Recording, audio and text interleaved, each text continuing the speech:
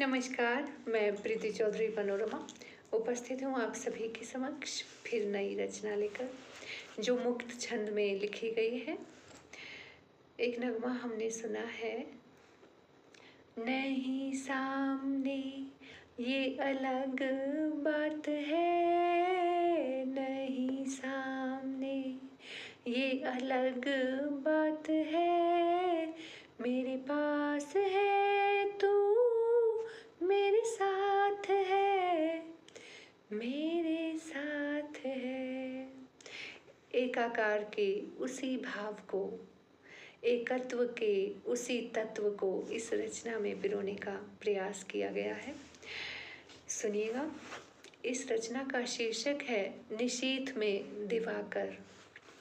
हाँ, निशीथ में दिवाकर की मानिंद आए तुम, हाँ निशीथ में दिवाकर की मानिंद आए तुम निकट मेरे, और तिमिर में डूबे हुए मेरे जीवन में घुल गए किरण बनकर, और तिमिर में डूबे हुए मेरे जीवन में घुल गए किरण बनकर। उस स्याह रात में जब मौन वेदना झर रही थी, जब मौन वेदना झर रही थी नैनों से, तुम आए और सोख लिए सारे अश्रु जो ढल रहे थे कपोलों पर बनकर खारा पानी। घोल दी तुमने मुस्कान उन अधरों पर रखकर अपने स्नेह हस्त।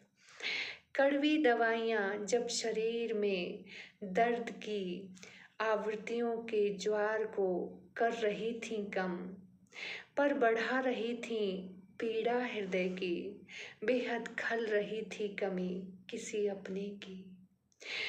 उस बंद से कमरे में मुंह पर मास्क लगाए बैठी थी मैं कुर्सी पर, कर रही थी अपनी बारी की प्रतीक्षा, किंतु तभी तुम्हारा संदेश जैसे हृदय में कौंध गया, तभी तुम्हारा संदेश मेरे हृदय में कौंध गया। जैसी भी परिस्थिति हो, जैसी भी परिस्थिति हो मत घबराना प्रीति, जैसी भी स्थिति हो मत घबराना प्रीति, समझना मैं तुम्हारे आस पास ही हूँ, बनकर सुवासित झोंका पवन का, बनकर सुवासित झोंका पवन का, तुम्हारे आस पास ही हूँ। नहीं दिखाई दे रहा तो क्या हुआ, तुम महसूस करो मुझे अपने पास।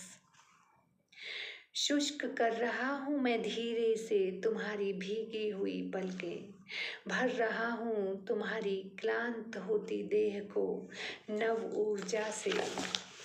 सदैव तुम्हारी स्मृतियों के पटल पर विराजमान हूँ, बनकर एक एहसास। देखो मुझे अपने आस पास तुम मन की नज़रों से, शायद तुम्हें इस उदास कक्ष में कहीं कुर्सी पर बैठा हुआ मैं दिख जाऊं।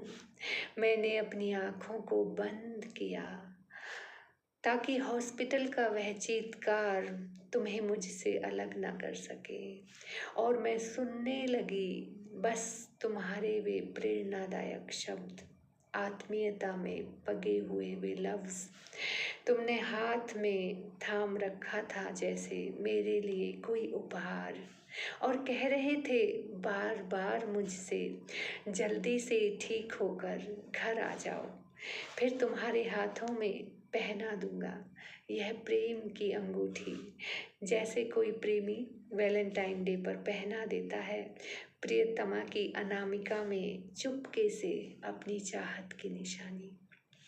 बिना शब्दों के, बिना दूरभाष की सहायता के मेरा और तुम्हारा संवाद जारी था। बिना शब्दों के, बिना दूरभाष की सहायता के मेरा और तुम्हारा संवाद जारी था, और अस्पताल का वह बोझिल माहौल हो गया था एकदम हल्का, जैसे कोई रुई का फोहा या कोई उड़ता हुआ पंख। हार्दिक आभार, धन्यवाद आप सभी का।